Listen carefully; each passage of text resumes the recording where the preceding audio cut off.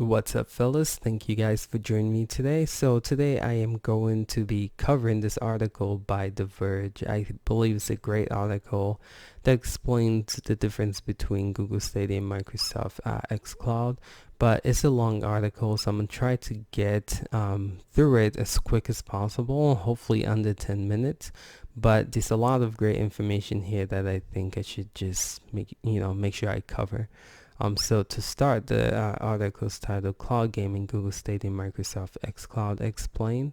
Again, I'll post the link to this source in the description below if you guys are interested in reading it for yourselves. So Sony, Nintendo, Microsoft, Google, Amazon, Walmart, Verizon, EA, NVIDIA. A lot of companies are getting into this, guys. So for people who are thinking game streaming or cloud gaming is not going to be relevant. It's crazy. As you can see, big companies are investing in cloud gaming. So prepare for the change that's coming, y'all. All right. So some companies have announced publicly, Google and Microsoft, while others are quietly experimenting behind closed doors. Each company is at least hedging against the future where downloads and even consoles are no longer required, because you stream games across the internet as easily as you stream your Netflix shows. It's called cloud gaming. Represent cloud gaming movement. That's corny. Alright. So what is cloud gaming exactly? Today you slide a disk into your game console or download games files into your drive. Your game only looks as good, only runs as fast as the processor inside your box. With cloud gaming, that box lives in the data center full of services miles away. You stream games just like you stream a YouTube or Netflix video as a series of compressed video frames. Only now, those videos are reacting to your inputs. Every time you press a button for your character to jump, that input gets sent to the remote service, tells the game what you've done, and sends you a new video frame that shows you the results. Multiply by 30 or 60 frames per second and you've got a video. That sounds like a freaking complicated process, but I'm glad that somebody is willing to take that task on. Okay, that sounds difficult. Again, does any of that actually work? Yes, and it just shows that cloud gaming has been going on for quite some time here. And if you look at a service like the NVIDIA Geforce Now, it's almost 2 years in beta, but that has been a pretty solid experience of cloud gaming. Alright, so what is Stadia and how do I explain it to my parents who will be buying me an account? That's silly. States that Stadia is Google's new cloud gaming streaming service launched in September, and it automatically considers one of the front runners in current wave of cloud gaming. Okay, essentially Stadia is like having a game console in the cloud that you can access from your device. Think of it like how Netflix is a DVD player in the cloud. Stadia works in a similar way, but for games. At lunch, you'll be able to use your laptop, PCs with a Chrome browser, Pixel 3 and 3 earphones, and a Chromecast Ultra dongle that plugs into a HDMI port in the back of your TV like Netflix. You can start playing on your phone, then pick up on your tablet, laptop, or TV once you've got a bigger screen handy, or the other way around. The next thing is Stadia. So I pay a monthly fee and get access to a library of Stadia games? ? Yes, but it's complicated. It's more complicated than that. There are 3 different ways to get your fix.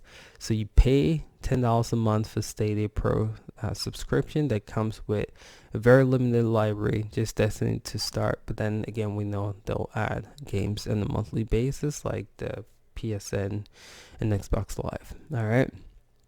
The other options, you buy Stadia games full price on top of the $10 subscription until 2020 when subscription will no longer be required. Just to clarify this, they will still be at $10 service, but in 2020 Google's going to be announcing a free version of this, and it's going to be limited. You won't be able to do 4K. They didn't explain it here, so I'm sorry that I have to explain it, but you won't be able to do 4K. It's just 1080p, and you won't get access to those free games a month like you do with the $10 service. So sign up. The other third thing is sign up for additional subscription. I think this is cool, kind of like HBO. You can get access to like Uplay, EA Access. So it's like an a la carte type service. Okay. All right. So the next thing it says, why that's unnecessary confusing. I thought wow, that's unnecessarily confusing. I thought that this was supposed to be like Netflix, all in terms of how games are delivered to you, not necessarily the library of games you're paying for. The PlayStation Now cloud gaming service is a bit more like Netflix, with a big back catalog of 750 plus PS2, PS3, and PS4 games you can stream for $20 a month or $100 a year. But Sony doesn't put its brand new heavy title hitters here. Who else is the front runner in cloud gaming? States Microsoft. Heard of XCloud? Okay. How is XCloud different from Stadia? XCloud is Microsoft's own game streaming service. It's going head to head with Google Stadia and many others. Much like Stadia, it's also a game console in the cloud. And Microsoft is literally sticking Xbox One S consoles in the data center to stream games to your device rather than rolling out beefy game service like Google. Microsoft hasn't offered up much information on how you might get xCloud, but it's planned to let you stream games to phones this October in the first public trial. So just to clarify that, so the difference is Google builds specific hardware and put the system in the cloud. So this stuff, like they were saying in the GDC conference, is more powerful than the Xbox One X and the PS4 Pro combined. So they specifically worked with AMD to create a gaming system, and that's placed in the cloud. As to where right now the Xbox X Cloud is using the old, we'll call it old gen because we know new gen consoles are coming in 2020. The old gen Xbox One S in the cloud, so it's not as powerful as the Google Stadia. So you'll be getting stuff like the old Xbox games running on xCloud. You wouldn't get like, high tech stuff going on. I don't know if that clarifies that for you, but thought I'll give it a try. All right. So wait, I thought I heard that xCloud will stream games from my Xbox One, or maybe that next gen project Scarlet console. Explain. Microsoft is currently using older Xbox. We stated that as a building block for its cloud gaming service, but Microsoft maybe doesn't want the lower performance hardware to define how good xCloud games can look and feel. In short term, the company is doubling down on something it's already doing and something Sony PlayStation does as well. Let you stream games from your own console to other devices in and outside of your home. Microsoft's calling the feature console streaming, but the language the company used at E3 made it easy to confuse with the larger xCloud. In the long term, Scarlet will form part of the future of Microsoft xCloud service, presumably replacing those old Xbox One X boards with newer Scarlet boards to support the very latest games that will be available on the Microsoft next generation Xbox One console. So what this states is when the new console becomes available, Microsoft pretty much is going to replace the old Xbox One S with this to make the games, to make it where you can play newer Xbox One games. And of course we all know that it's going to be faster and more reliable and give you better performance than the old Xbox One S.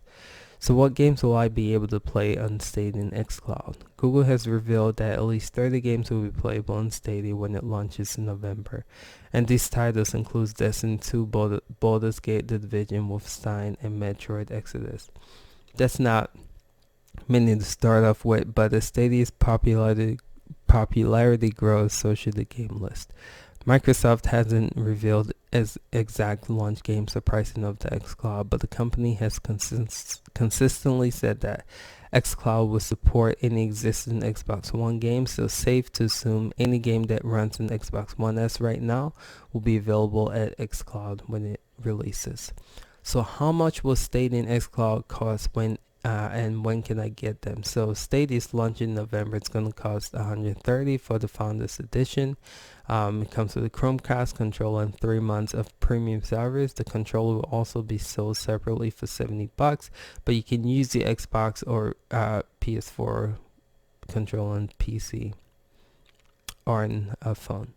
Once the 3 months Founder Pack Edition service is over, Stadia will be priced at $10 a month for the Pro, which will include access to some games we don't know of many just yet, and 4K 60 FPS streaming. Google's also planning to launch a Stadia-based service that's free but limited to 1080p streaming and stereo sound next year.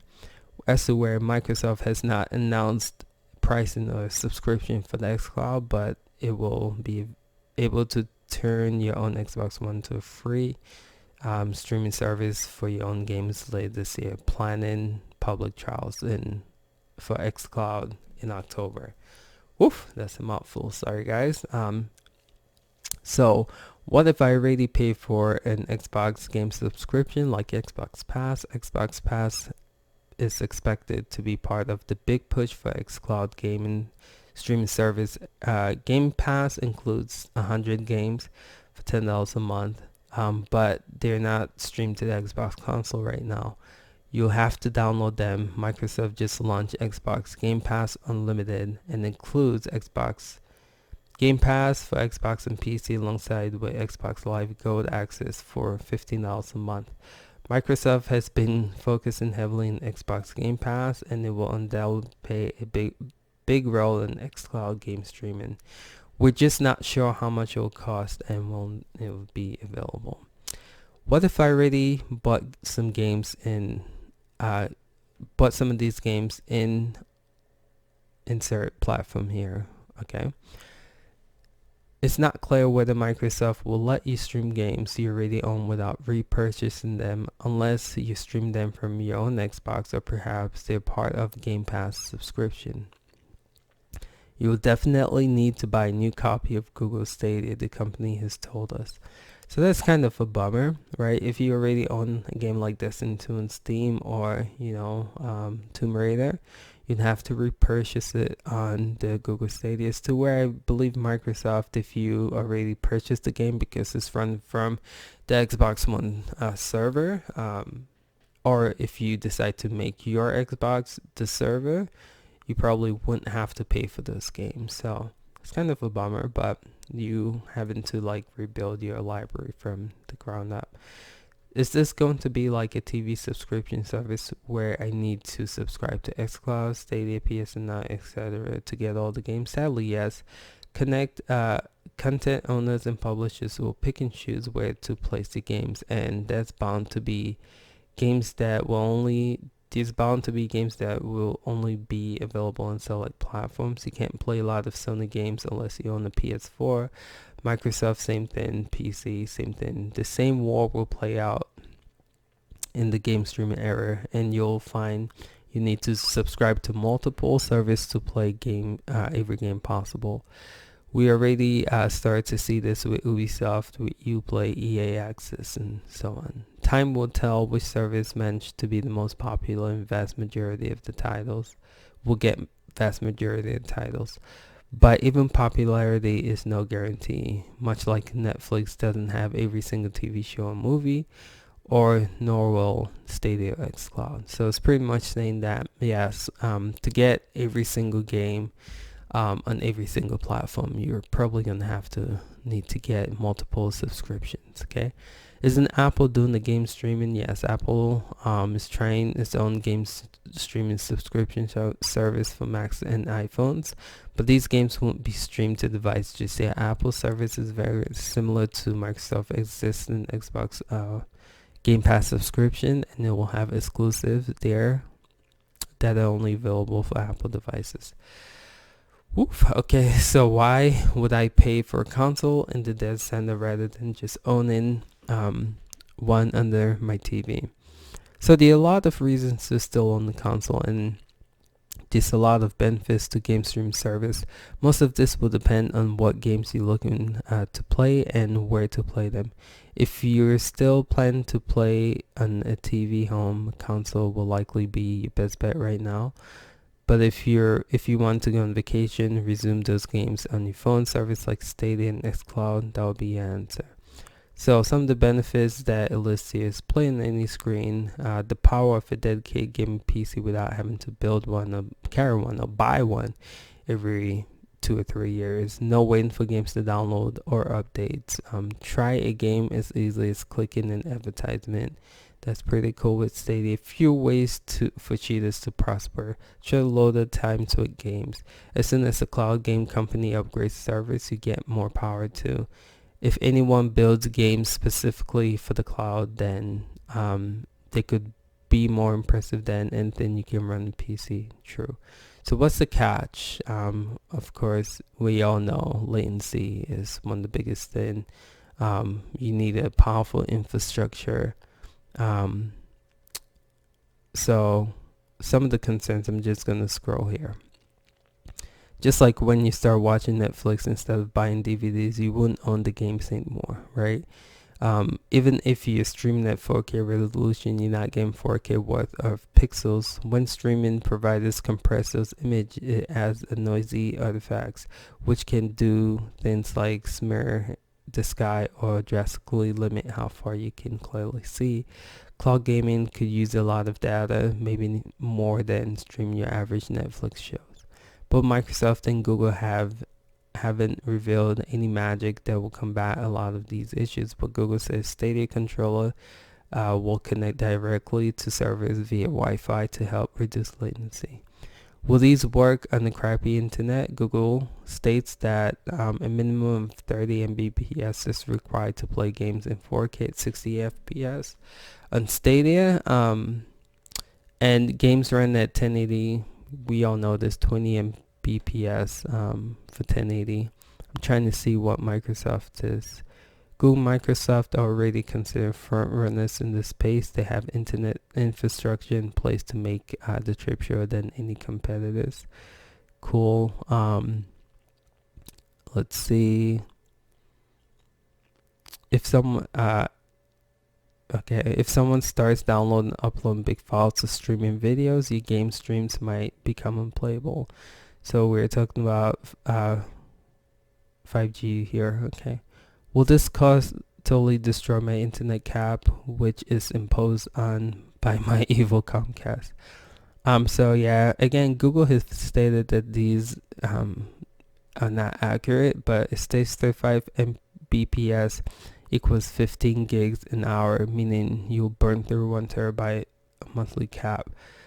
So we all know that, so be aware of that. Do all these services work on in-device? Google Stadia is going to work on TVs with a Chromecast Ultra, Pixel 3, Pixel 3a. Eventually, though, they said it's going to be available on most mobile devices. Microsoft XCloud will enter its trials in October later this year, and the company says it plans to allow people to test it on phones and not on TVs via Xbox consoles. That's interesting. Microsoft hasn't released any information on what Android devices will support XCloud. I know at E3 they were running it on the Samsung Galaxy S10, so we know that phone for sure is probably going to be capable of running it. Wow, this article is long, guys. Thank you for sticking with me through it. Why is there a new console generation if both Sony and Microsoft have streaming services? These game streaming services are still very early in development and not fully fleshed out. Both Sony and Microsoft know that millions of people will buy next generation console for raw performance and high fidelity graphics improvement that these consoles always offer each generation. It's still a brilliant, healthy market, and players will probably want a choice of a console, PC, or game streaming for many years to come. Plus, physical games still aren't dead. Both Microsoft and Sony have hinted that the next consoles will include optical drives. Not everyone has an amazing internet connection, so it's still too early to abandon the physical game market. Didn't we try this all before? Stuff with like on live, Gaikai. It says Geforce variant. Okay. Um, and there are plenty of small none of these have taken over traditional game console just yet, but with bigger players like Microsoft and Google, and even more potentially Amazon getting involved, things can be very different in the future. The whisper of Google and Microsoft getting back into cloud gaming are what spurred the big interest in the idea again. There are three companies with the infrastructure and expertise to deliver cloud and web service to millions around the world, and the idea is beginning to feel inevitable now that two of the three have bought in. That's true. Alright, fellas, pretty much that states that Microsoft, Google, and Amazon are, like I've said multiple times, the three companies who have the infrastructure to pull something like this off. And like he's saying, two already in, and Amazon, we know, is potentially working on this too. Alright, fellas, thank you for watching. Again, didn't want to make this video extremely long. Thank you guys for your patience, for just watching throughout this whole thing. If this was helpful, like it, subscribe, and share this video with other people. Appreciate you guys. We'll catch you guys in the next video. Till next time, peace.